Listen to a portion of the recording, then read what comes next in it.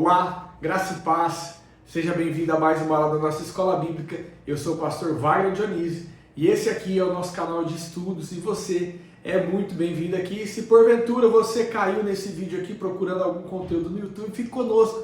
Você está numa aula de Escola Bíblica e nós estamos numa série de aulas sobre a vida do apóstolo Paulo. Hoje é a terceira aula, nós já falamos sobre o tempo antes da conversão. Na aula passada nós falamos sobre a preparação, o tempo de preparação do apóstolo Paulo e hoje nós vamos falar das suas viagens missionárias. Hoje nós vamos falar de forma específica da primeira viagem missionária, então fique conosco.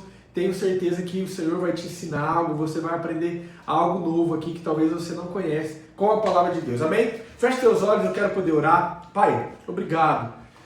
Ah, Senhor, que privilégio poder estar aqui, que privilégio, Senhor. Muito obrigado pela oportunidade de podermos aprender acerca da Tua Palavra, acerca do Senhor.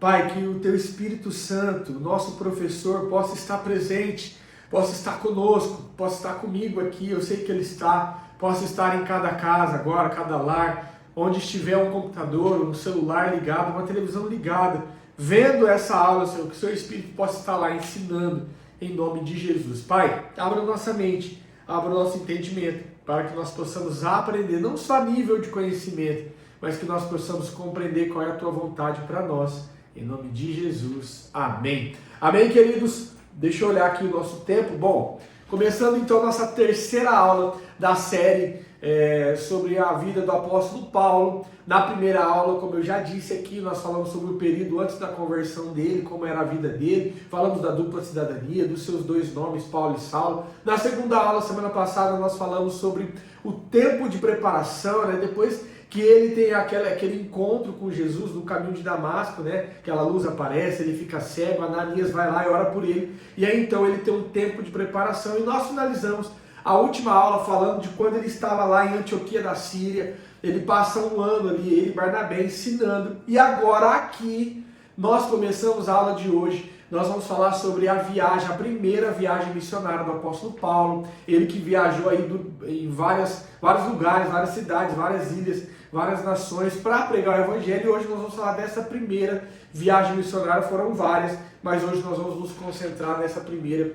Nós vamos ler hoje o livro de Atos dos Apóstolos, capítulo de número 13, capítulo de número 13 e capítulo de número 14, é onde conta toda essa história da primeira viagem. Se prepare que a aula de hoje é uma daquelas aulas gostosas, né, onde nós aprendemos algum conhecimento, e é isso que nós vamos começar agora. Bom, então Paulo, ele estava junto com Barnabé em Antioquia da Síria, tá? Ele fica ali um ano pregando, e agora ele vai ser enviado, né? Ele vai ser chamado, comissionado pelo Espírito Santo de Deus. Olha só o que diz a palavra lá em Atos capítulo 13, versículo de número 2. Leia comigo se você tem a Bíblia. Servindo eles ao Senhor e jejuando, disse o Espírito Santo: apartai-me a Barnabé e a Saulo para a obra que os tenho chamado. Então os homens daquela igreja, daquele local, estavam ali orando, jejuando, e o Espírito Santo fala isso com eles: olha, separa Paulo e Barnabé para a missão, para o chamado que eu tenho para eles. Versículo 3. Então, depois de jejuarem e orarem, puseram sobre eles, né, sobre Paulo e Barnabé, as mãos e o despediram. Assim, estes enviados pelo Espírito Santo desceram para Seleucia e dali navegaram para Chipre. Olha só, deixa eu fazer uma pausa aqui. Observe então que os homens daquela igreja estavam ali orando, jejuando, né, pedindo a direção de Deus, e a direção de Deus vem por intermédio do Espírito Santo, ordenando, né, mandando que eles separassem Paulo e Barnabé, os enviasse. Né? Então foi nessa igreja, Antioquia da Síria, que eles, então nessa cidade, né, que até então não tinha igreja ali, era um lugar onde eles congregavam, eles então são enviados para essa primeira viagem missionária. Olha que legal, como é a ação do Espírito Santo, né, quando ele quer enviar alguém. Paulo então já era um homem convertido, Paulo então já tinha experiência com Deus, porque ele teve experiência ali com Deus no caminho de Damasco, onde ele fica cego, Ananias vai orar por ele, ele volta a enxergar. Paulo passa por um tempo de preparação e agora, de fato, Paulo vai ser enviado. Então olha só como o Senhor age, né? Primeiro o encontro com Deus. Não tem como eu ser enviado se eu não tiver primeiro encontro com Deus. Apesar de ouvirmos por aí, vermos por aí, pessoas que estão pregando sem antes ter um encontro. Então, primeiro, há necessidade sim de eu ter um encontro com Deus. Não tem como eu pregar de um Jesus, de um Deus a qual eu não conheço. Então, o encontro com Deus. Depois, a preparação, o processo, né? Paulo já era um homem culto, entendido, conhecido, mas há um tempo de preparação. Nós falamos isso na última aula, 14 anos aproximadamente ele passou. Então, esse é o modus operandi, né? Esse é o jeito que Deus age. Deus é extremamente organizado e Ele é assim conosco, né? Então, primeiro chamado, primeiro encontro com Deus, depois o tempo de preparação e agora sim o envio, querido. Se nós tentarmos romper essa ordem, nós vamos falhar. A palavra está nos ensinando isso, há uma ordem para a ação de Deus. Então, primeiro o encontro, depois a preparação e depois o envio. Então agora nós estamos no envio, eles foram enviados e aqui eles passam por alguma cidade, eles andam muito tempo a pé, eles navegam também, porque para ir de Antioquia da Síria para Antioquia da Psídia, que nós vamos falar agora, eu vou passar um mapa aí na sua tela para você ver, precisa ir de barco, né? Primeiro eles vão para Perge, para Pafos, perdão. E vamos lá, vamos acompanhar aqui como foi essa trajetória interessante aí, essa viagem de Paulo. Então ele está em Antioquia, ele sai de Antioquia e ele vai para Salamina. Olha só, eu vou abrir aí na sua tela um mapa para você poder entender. O primeiro lugar, olha só, está numerado aí no mapa, tá vendo? Olha, Antioquia da Síria, número 1. Com a ajuda da inteligência artificial eu fiz esse mapa numerado. Tá lá, número 1, Antioquia da Síria, da onde ele partiu. Então, ele navegou aí até a ilha de Chipre e ele vai então para Pafos. Vamos começar a ler aqui a partir do versículo 4. Olha só. Assim, estes enviados pelo Espírito Santo desceram a Seleucia, dali navegaram para Chipre, essa ilha que você está vendo aí no mapa. Chegando a Salamina, número 2, está vendo Salamina aí no seu mapa? Chegando a Salamina, anunciavam a palavra de Deus na sinagoga dos judeus e tinham também João como auxiliar. Olha só, volta aqui para mim. João Marcos, que era primo de Barnabé, foi junto com eles. Então estavam ali Barnabé, Paulo e João Marcos. E eles nessa ilha de Chipre, eles ensinavam, né? Eles iam nas sinagogas, queridos, sinagogas eram lugares onde os judeus se encontravam, era uma espécie de igreja do judeu, onde eles se encontravam para ensinar, né? Para falar acerca da palavra de Deus. Então eles iam nessas sinagogas, João Marcos, Paulo e Barnabé, ensinando e pregando o evangelho de Cristo. Versículo 6. Atravessando a ilha toda, foram até Pafos. Olha, então se você olhar no mapa de novo, olha aí na tela. Eles saíram do número 2 e atravessaram para o número 3, aí a ilha toda. Olha só, querido, naquela época não tinha esse veículo motorizado como nos dias de hoje. Então tudo isso eles andaram a pé. Parece, olhando no mapa, que essa ilha é pequena, mas essa ilha é grande, né? No mapa tudo parece aí ser um pouco menor, mas na verdade eles andaram muito tempo. Outra coisa, a palavra não fala quanto tempo durou essa viagem missionária, mas aproximadamente pelos cálculos de viagem, de distância, de tempo de navegação, estudiosos chegam à conclusão de aproximadamente 2 anos, tá bom? Então a palavra não diz, mas cálculos chegaram à conclusão que essa viagem durou aproximadamente 2 anos. Então, atravessando a ilha toda até Pafos, acharam ali certo judeu mágico, falso profeta. Então eles encontram um mágico naquela cidade, né? Versículo 8 vai dizer assim: mas resistiam-se Elimas, o encantador, que assim interpretaram o seu nome, procurando apartar da fé o procônsul. Todavia Saulo, que também se chamava Paulo, cheio do Espírito Santo, fitando os olhos nele, disse: ó filho do diabo, cheio de todo o engano e de toda a malícia, inimigo de toda a justiça, não cessarás de perturbar os retos caminhos do Senhor. Ele continua, versículo 11: agora a mão do Senhor está contra ti, e ficarás cego, sem ver o sol por algum tempo. No mesmo instante caiu sobre ele uma névoa e há trevas, e andando a roda buscava o quem guiasse pela mão. Então olha só, eles enfrentam esse mágico ali, né? E aí o primeiro sinal aqui relatado pela palavra de Deus, o primeiro sinal feito por Paulo e Barnabé, e aqui João Marcos, acontece aqui nesse lugar em Pafos.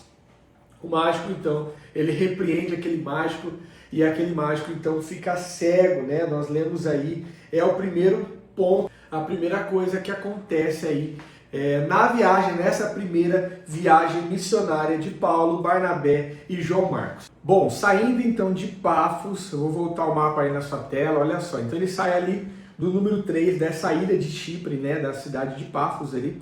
Ele vai então para o número 4, lá para Perge da Panfilha. Então ele navega até Perge da Panfilha. Chegando lá, a palavra diz assim, ó, capítulo 13, versículo de número 13. Partindo de Pafos, Paulo e os que estavam com ele chegaram a Perge da Panfilha. Mas João, apartando-se deles, voltou para Jerusalém. Aqui é João Marcos, primo de Barnabé. Então eles estavam, Paulo, Barnabé, João Marcos, e João Marcos desiste da viagem, desiste da missão, por algum motivo que a palavra não fala. Paulo já tinha enfrentado, já tinha começado a enfrentar dificuldades, né? Já tinha enfrentado em Pafos lá aquele mágico, né, que ficou cego. Então a coisa começa a ficar difícil, porque a missão, ela não é simples. Paulo não estava fazendo aqui um turismo por cidades, ele estava realmente confrontando, pregando nas sinagogas, trazendo a verdade do evangelho. E aí então aqui nesse momento, quando eles chegam em Perge da Panfilha, o primo de Barnabé, João Marcos, abandona a viagem. Depois, mais para frente, nós vamos ver na palavra de Deus que Paulo ficou sentido por isso, afinal, era um companheiro de viagem, né? Paulo, inclusive, fica até um pouco bravo, aqui não relata, mas mais para frente, nas próximas aulas, nós vamos ver. E aí, então, João Marcos abandona a missão e volta para trás. Porém, a missão continua. Né? Deus tinha dado um chamado, um comissionamento a Paulo e ele precisa concluir aquilo. E o que eu aprendo com isso, querido? Quero fazer uma pausa para a gente falar sobre esse aprendizado. Eu aprendo que nem todo mundo que começa com você vai terminar com você. Né? Talvez você é um líder de ministério, talvez você está me assistindo aqui, você é um pastor, é um líder, é um missionário.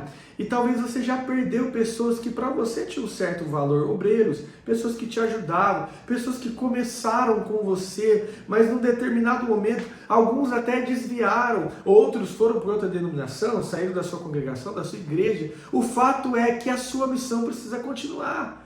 Eu sei que nos chateia, nos entristece quando pessoas param no meio do caminho, né? Quando nós nos sentimos sozinhos, mas a missão precisa continuar. E há aqueles que travam porque alguém lhe abandonou, né? Há pessoas que travam, param o seu chamado porque ficam decepcionados por alguém que desistiu. Querido, o seu chamado, a sua missão é uma missão grande. Você foi chamado por Deus e você precisa continuar ela. E isso é extremamente normal. O Senhor está mostrando o que aconteceu com Paulo. Pode acontecer conosco, né? Então aqui foi a primeira desistência que um membro ali da comitiva, né, da missão de Paulo teve. Bom, depois então de Perge aí, do número 4 do mapa, o mapa na tela de novo, ele vai para o número 5, lá para Antioquia da Psídia, tá vendo? Aqui em Antioquia da Psídia, ele passa um tempo, ele começa a pregar ali nas sinagogas, como era de costume de Paulo. Afinal, as sinagogas eram onde o judeu ensinava, onde o judeu falava sobre a lei, eles se reuniam, né? O costume deles era se reunir aos sábados nas sinagogas para pregar, para falar, né, acerca das coisas do judaísmo, né, da religião deles. Bom, aqui Deus dá uma estratégia para Paulo. Como ele estava falando com os judeus, ele chega nesse lugar, nessa sinagoga, e ele começa a contar toda a história de Israel. Se você ler a partir do versículo 17, você vai ver que ele vai lá do povo do Egito, né? Povo que saiu da terra do Egito, que foi para o deserto, e ele começa a contar aquela história. Ele faz um compilado, então, ali da história de Israel, porque ele sabia o público que ele estava pregando. E aí, ele começa a falar sobre a profecia que o Messias viria, né? Ele começa a dizer da promessa que a lei, já que o Antigo Testamento mostrava, né? A Torá já falava do Messias, né? Os livros dos profetas já falavam do Messias. E aí então ele fala que Jesus é o cumprimento dessa promessa, dessa profecia que o Messias viria. E ali então ele prega sobre Jesus. Os judeus, alguns deles rejeitam, os gentios, né? Nós já aprendemos o que é gentio, que é aquele que não é judeu. Os gentios acabam recebendo aquela palavra. Olha só o que a palavra diz, vamos lá, capítulo 3, versículo 42. Quando Paulo e Barnabé iam saindo das sinagogas, o povo rogou que no sábado seguinte lhes dissessem as mesmas coisas. Então ele estava saindo da sinagoga. O povo chegou e falou: olha, por que vocês não voltam no próximo sábado para continuar a falar, né? E despedida a sinagoga, muitos dos judeus e dos prosélitos devotos seguiam a Paulo e a Barnabé, os quais falavam, exortavam-nos a que permanecessem na graça. Então olha só, aqui nós falamos uma palavra que talvez você não saiba o que é prosélito, e o pastor vai te explicar. Prosélito é aquele que não é judeu, ele é gentil, mas ele se converteu ao judaísmo. O judaísmo é uma religião. E então o prosélito, ele não é judeu, ele não é da raça dos judeus, ele é um gentil, o povo fora da promessa, mas ele se converteu ao judaísmo. E aí existem duas classes de prosélitos, né? Os chamados prosélitos completos. Isso aqui você não precisa guardar, tá, querido? É só nível de conhecimento mesmo. Mas a palavra prosélito é legal. Anota aí, quem sabe cai em uma das perguntas aí no seu discipulado. Guarda essa palavra prosélito. Então havia dois grupos: os prosélitos completos, que eram os prosélitos que criam naquilo que o judaísmo pregava, nas leis, né? Guardavam as leis e eram circuncidados. O que é circuncidado? Para você que está aqui novo, não conhece. Circuncidado, o judeu, quando criança, quando nasce, poucos dias depois do nascimento, ele corta a pele do prepúcio, né, do órgão genital masculino, mais ou menos parecido com uma cirurgia de fimose, né? Ele vai lá e corta aquela pelinha, o prepúcio.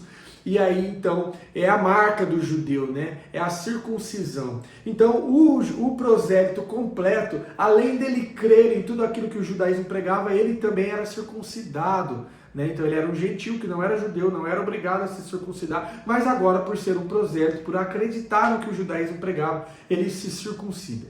Aí tem um outro grupo de prosélito, que é o prosélito temente a Deus, que chamava-se assim, que é o prosélito que ele teme a Deus, ele segue as leis e as regras do judaísmo, porém ele não é circuncidado, né? Então ele não era um prosélito completo, ele era um prosélito temente a Deus. E os prosélitos completos, os judeus até consideravam judeus mesmo, tá? Mesmo sendo prosélito, eles olhavam e consideravam como um deles, porque afinal eles seguiam o judaísmo e também eram circuncidados, tá? Olha só o que diz o versículo 45.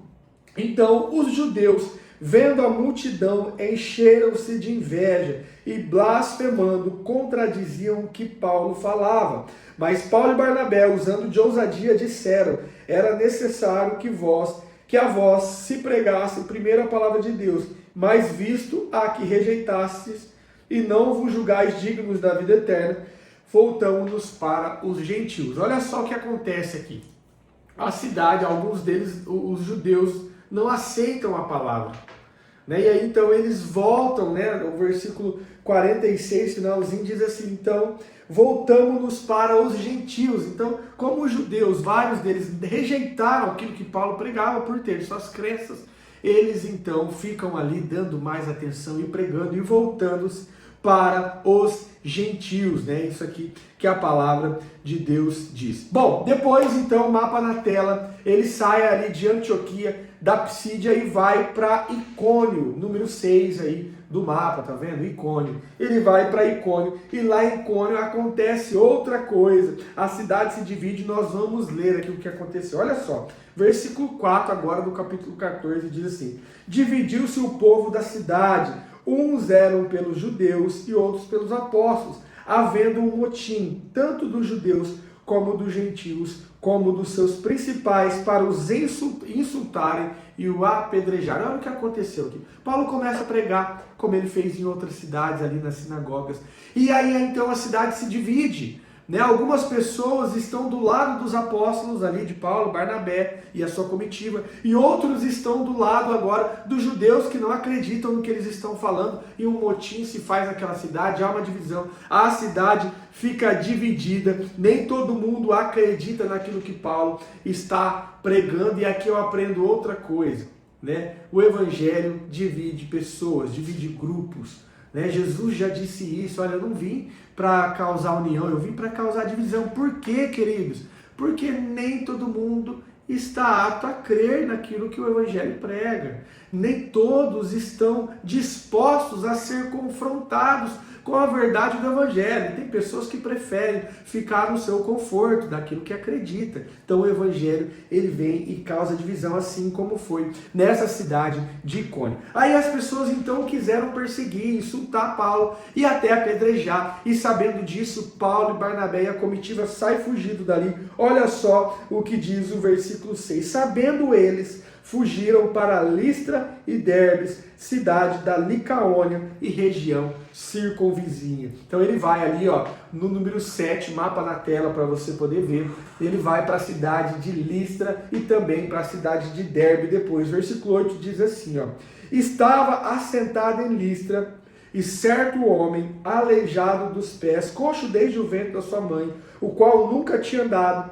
este ouvia falar Paulo, que fitando nele os olhos e vendo que tinha fé para ser curado, disse em alta voz, levanta-te direito sobre os teus pés. E ele saltou e andava. Vendo as multidões que Paulo fizera, levantaram a voz dizendo na língua licaônia, fizeram-se os deuses semelhantes aos homens e desceram até nós. Chamavam Júpiter a Barnabé e Mercúrio a Paulo, porque este era os que lhe falavam. Olha só o que aconteceu aqui, deixa eu explicar. Como Paulo tinha feito esse milagre, de fazer o coxo voltar a andar, porque os sinais, prodígios e maravilhas seguiam a Paulo, no poder do nome de Jesus. E aí então as pessoas daquela cidade viram aquele milagre e começaram a dizer, os deuses se fizeram como nós e vieram até aqui. E eles chamavam Paulo e Barnabé de Júpiter e de Mercúrio, que eram dois deuses da mitologia romana, que na mitologia grega é Zeus e Hermes.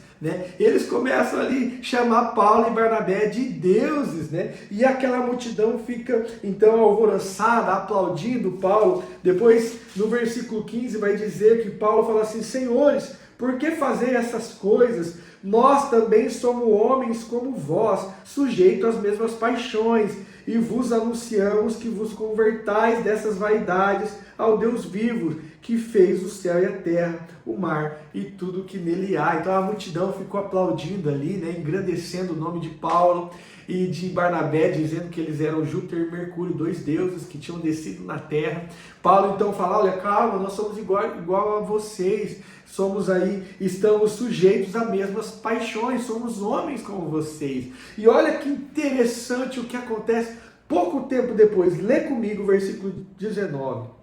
Capítulo 14, versículo 19. Sobrevieram, porém, uns judeus de Antioquia e de Icônio, os quais, tendo convencido a multidão, apedrejaram a Paulo e o arrastaram para fora da cidade, e pensando que estava morto. Olha só, Paulo aqui então passa pelo seu primeiro apedrejamento. Paulo foi apedrejado, Aquela mesma cidade que num dia estava exaltando o nome de Paulo ali, aplaudindo Paulo e Barnabé, dizendo que eles eram dois deuses, agora, em outro dia, está apedrejando Paulo a ponto de deixar ele quase morto, porque eles pensaram que ele estava morto. Olha só o que eu aprendo com isso, querido. As mesmas pessoas que num determinado momento vai te aplaudir, em outro momento vão falar mal de você. Isso é normal. Se eu e você estamos só buscando aplausos, nós não estamos com olhos com o coração na missão que o Senhor nos deu, porque a missão, em algum momento, o teu chamado, o meu chamado, a tua vida de cristão, e talvez você está aqui assistindo, você não é um pastor, você não é um missionário, você não é um líder, mas você é alguém que tem a missão de representar Cristo na sua casa, você é alguém que tem a missão de representar Cristo na sua escola, na sua faculdade, no seu trabalho, você é um cristão. Em um momento você vai ser bem quisto, em outro momento você vai ser rejeitado. É assim, foi assim com Paulo, foi assim com Barnabé, é assim comigo e é assim com você. Essa é a missão, né? E nós somos benditos porque nós não estamos, somos bem-aventurados porque nós não estamos procurando aplausos, nós estamos procurando exaltar, engrandecer e glorificar o nome de Deus e fazer com que o nome dele seja conhecido em todos os lugares, a todas as pessoas, né? Se você é aquele que busca apenas aplausos, você logo se frustrará, né? Porque logo aquelas pessoas que estão ali chamando eles de Zeus, de Mercúrio, de Júpiter, né? Na mitologia romana, de deuses, agora estão apedrejando. Não é como foi em Icônio, que eles só quiseram apedrejar e Paulo fugiu a tempo. Aqui eles apedrejaram mesmo, né? Paulo ficou a ponto de quase morto. Versículo de número 20 diz assim: mas rodeando os discípulos, levantou-se e entrou na cidade. No dia seguinte, partiu com Barnabé para Derbe. Olha só o mapa na tela aí. Então ele saiu ali do número 7 de Listra e foi para o número 8 aí da sua tela, para Derbe, né? E ali então ele também faz alguma coisa. Olha só, vamos ler versículo 21. Tendo anunciado o evangelho naquela cidade e feito muitos discípulos, voltaram para Listra, Icônio e Antioquia. Então ali em Derbe, ele não foca em pregar só para pessoas ouvintes, mas ele se foca em fazer discípulos, que é diferente, né? Pregar para aqueles que só querem ouvir é uma coisa, agora pregar e transformar aqueles ouvintes em discípulos, esse é o caminho do evangelho, esse é o meu papel, esse é o seu papel, né? Observa que nós fomos chamados para fazer discípulos, foi o que Jesus disse: ide por todo mundo, pregar o evangelho a toda criatura, né? E fazer discípulos. Nós devemos fazer discípulos em todas as nações, discípulos de Cristo, que estão dispostos a ouvir a palavra de Deus, mudar as suas atitudes e pregar a palavra de Deus para outros, né? Essa é a missão. E aí então depois, ali, ele volta para Antioquia da Psídia, tá vendo aí, ó, do número 8, volta o mapa na tela, né? Do número 8 ao número 9, e ele vai para Antioquia da Psídia, e depois de Antioquia da Psídia, ele vai para Antioquia da Síria, ele navega de novo até e faz um retorno ali, volta da onde ele saiu, uma viagem que durou cerca de 2 anos, segundo os estudiosos, né? A palavra não diz, mas segundo os estudiosos, contando o tempo de navegação, o tempo de caminhada, durou aproximadamente 2 anos, e algumas coisas, muitas coisas, aliás, nós aprendemos, deixa eu olhar o nosso tempo, nós aprendemos com Paulo, aqui nosso tempo já extrapolou, nós aprendemos com Paulo. Algumas coisas eu anotei, um resumo aqui das lições que nós aprendemos hoje. Primeiro, que o chamado exige separação, exige preparação. O meu e o teu chamado exige preparação, e Paulo passou por essa preparação, e aqui em Antioquia da Síria, por uma separação. O Espírito Santo separa ele, e ele vai para a missão. O chamado aqui então de fato acontece. Bom, outra coisa, que missão envolve confronto. Se você tem um chamado, e eu sei que você tem, nem que seja um chamado para ser cristão na sua localidade, ou você foi chamado para confrontar. Não confrontar a ponto de briga, querido. Confrontar a ponto de amar, a ponto de mostrar, olha, é isso que a palavra diz. O evangelho é confronto. Se você prega ou se você ouve um evangelho de comodismo, esse evangelho está longe da palavra de Deus, porque a palavra de Deus nos traz a um confronto dos nossos pecados, né? Bom, outra coisa que nós aprendemos é que nem todos vão permanecer com você. Nem todos aqueles que começaram estão hoje, e nem todos aqueles que estão hoje vão chegar até o fim da sua missão. E tá tudo bem, né? Deus já sabe aquele que vai com você até o final. O importante é que você conclua a sua missão. Outra coisa que nós aprendemos é que rejeição faz parte. Você não vai ser bem quisto em todos os lugares. Se você prega a palavra, o evangelho genuíno e verdadeiro, você não vai ser querido em todos os lugares, né? porque quem prega a verdade realmente muitas vezes incomoda. Outra coisa que nós aprendemos é que a emoção das pessoas são instáveis. Se você é um líder, se você é um pastor, se você é um missionário, você precisa guardar isso. A emoção das pessoas são instáveis. Hoje elas te querem de um jeito, amanhã elas te querem de outro. Paulo passou por isso, Barnabé passou por isso, e não é diferente comigo e nem com você. Outra coisa que nós aprendemos é que nós devemos focar no discipulado, né? Não apenas em pregar para a multidão, isso é muito bom. Se Deus te deu o privilégio de pregar para muitas pessoas, top, ok, muito legal. Mas se Deus não te deu esse privilégio de pregar para muitas pessoas, pregue para um. Pegue o seu amigo, faça ele se transformar de um ouvinte a um discípulo, né? Que possa também pregar a outros. E aí então nós vemos aqui que a perseverança de Paulo validou o chamado dele, né? Paulo sofreu bastante. Aqui nós vemos um pouquinho só do sofrimento. Nas próximas aulas nós vamos ver como esse grande homem de Deus viveu. Passou por naufrágios, por açoites, passou por muitas coisas que nós vamos aprender nas próximas aulas, né? Vamos poder tirar as lições de Paulo para a nossa vida. Jesus, Deus já deixou aqui, né, através do Espírito Santo, através dos escritores da palavra de Deus, a história de Paulo, para que eu e você pudéssemos nos inspirar, né, na vida dele e também cumprir a nossa missão. Eu quero poder orar. Feche teus olhos. Pai, obrigado por essa aula.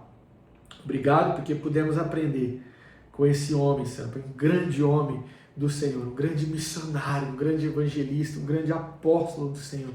Pudemos aprender tantas coisas. Que a Tua palavra fique guardada no nosso coração. Que durante essa semana o Senhor possa mostrar coisas para nós ainda acerca daquilo que aprendemos aqui. Pai, nós queremos te pedir, Senhor, abençoa o nosso mês de maio, que acabou de começar. Nos surpreenda esse mês, Senhor. Pai, abril foi abençoado porque o Senhor estava conosco, mas nos deu um maio ainda mais abençoado. Nos deu um maio, Senhor, cheio das Tuas bênçãos, cheio da Tua provisão, que seja um mês extraordinário e que nós possamos glorificar o Teu nome, como sempre temos feito. Pai, cuida de cada um que me ouve, que me vê agora, que nós possamos mais à noite, aqueles que são da comunidade leste, estar juntos, cultuando ao Senhor, adorando ao Senhor. Hoje, domingo, culto de Santa Ceia, que nós possamos juntos estar lá, lembrando do sacrifício de Jesus na cruz. Aqueles que são de monte, vão congregar em monte, também culto de Santa Ceia. Pai, que nós tenhamos uma semana abençoada, em nome de Jesus. Amém. Amém, queridos. Fique com Deus, que Deus abençoe a sua semana e até a próxima aula. Tchau, tchau.